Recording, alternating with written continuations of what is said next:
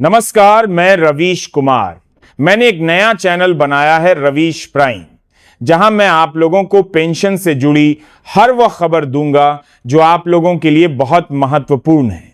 अगर आपने अभी तक इस चैनल को सब्सक्राइब नहीं किया है तो तुरंत कर लीजिए। तो चलिए वीडियो शुरू करते हैं। सुबह की सबसे बड़ी ब्रेकिंग न्यूज 27 अक्टूबर ठीक 7 बजे देश के करोड़ों पेंशनरों के लिए आज की सुबह नई उम्मीद लेकर आई है।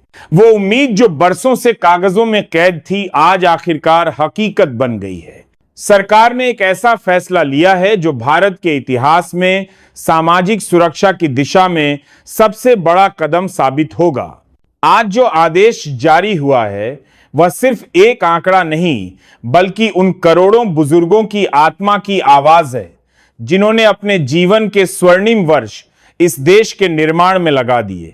वर्षों की मेहनत, संघर्ष और इंतजार के बाद आखिर वह घड़ी आ गई है जब ईपीएस 95 पेंशन योजना के तहत न्यूनतम पेंशन 1000 से बढ़ाकर 10 शून्य प्रतिमाह करने की आधिकारिक घोषणा कर दी गई है।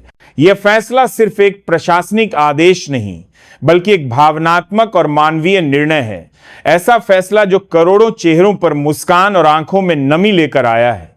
कभी जो बुजुर्ग 1000 की मामूली राशि में अपनी दवाइयों, किराए और रोटी के खर्च के बीच जूझते थे, अब उन्हें एक नई सांस, एक नई राहत और एक नया सम्मान मिला है। देश भर में इस खबर के फैलते ही माहौल जश्न में बदल गया। कई शहरों में पेंशनर संगठनों ने मिठाइयां बांटी, एक दूसरे को बधाई दी और कहा, अब हमारी भी सुन ली गई। यह सिर्फ पैसों की बात नहीं है, यह उस इज्जत की बात है जो एक नागरिक अपने जीवन के अंतिम वर्षों में चाहता है। सूत्रों से मिली जानकारी के अनुसार यह फैसला एक उच्च स्तरीय वित्तीय समिति की रिपोर्ट के बाद लिया गया। समिति ने 3 मुख्य बातों पर गहराई से अध्ययन किया: महंगाई का असर, ईपीएफओ की वित्तीय क्षमता और बदलती जनसंख्या संरचना। पहला पहलू, महंगाई का असली बोझ। समिति ने पाया कि पिछले 1 दशक में बुजुर्गों के मासिक खर्च में लगभग 4 गुना वृद्धि हुई है। जहां पहले 1000 में एक परिवार महीने का राशन खरीद लेता था, अब वही खर्च 5000 से कम में संभव नहीं।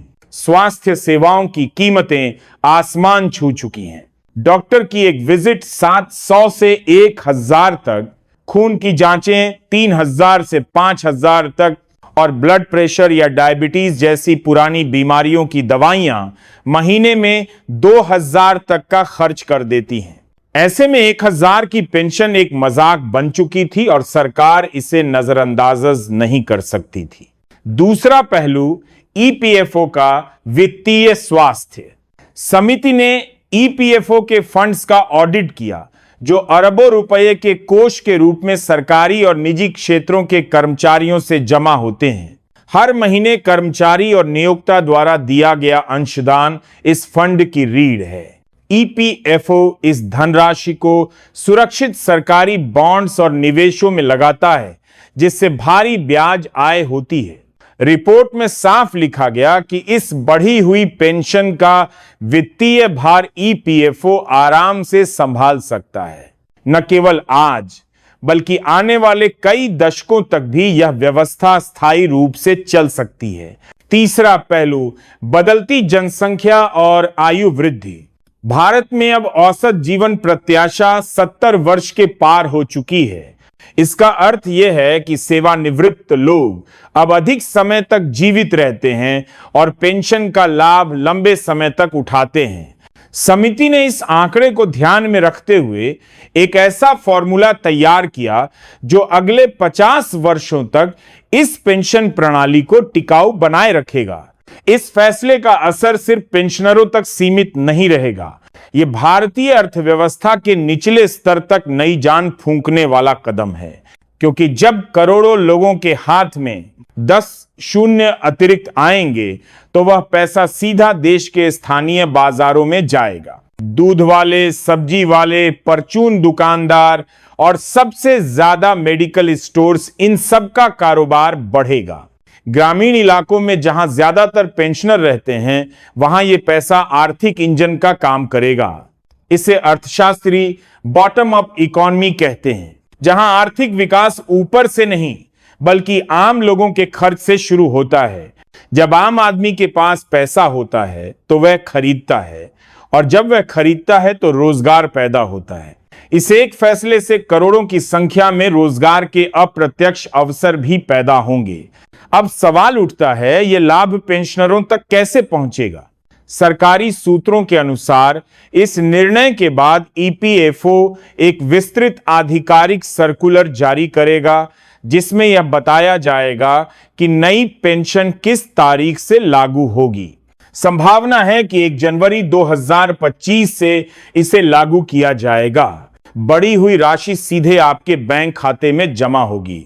पेंशनरों को सलाह दी गई है कि वे अपने सभी दस्तावेज अपडेट रखें।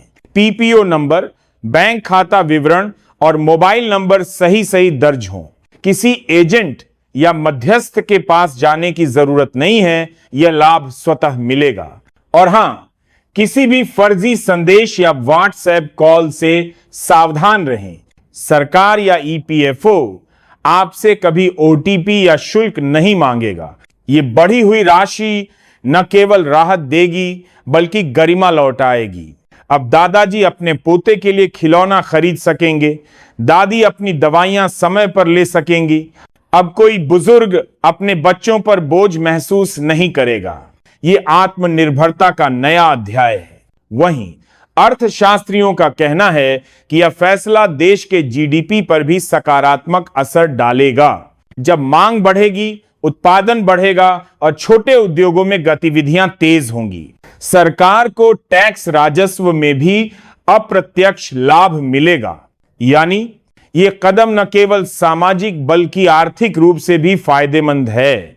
आज का यह दिन सिर्फ एक प्रशासनिक फैसला नहीं बल्कि एक धन्यवाद दिवस जैसा है उन लोगों के लिए जिन्होंने अपने पसीने से इस देश को सींचा, जिन्होंने बिना किसी लालच के अपनी जवानी इस देश के नाम कर दी।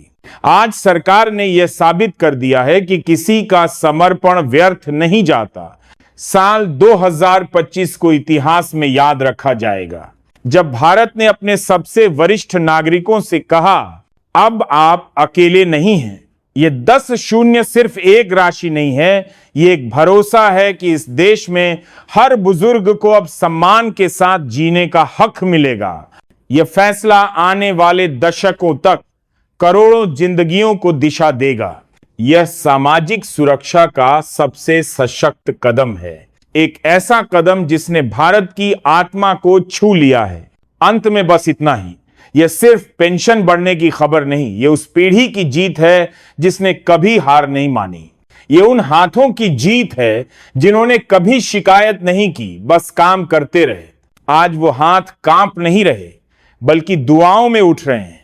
यह देश अब सच में अपने बुजुर्गों का है, सम्मान, आत्मनिर्भरता और गरिमा के साथ।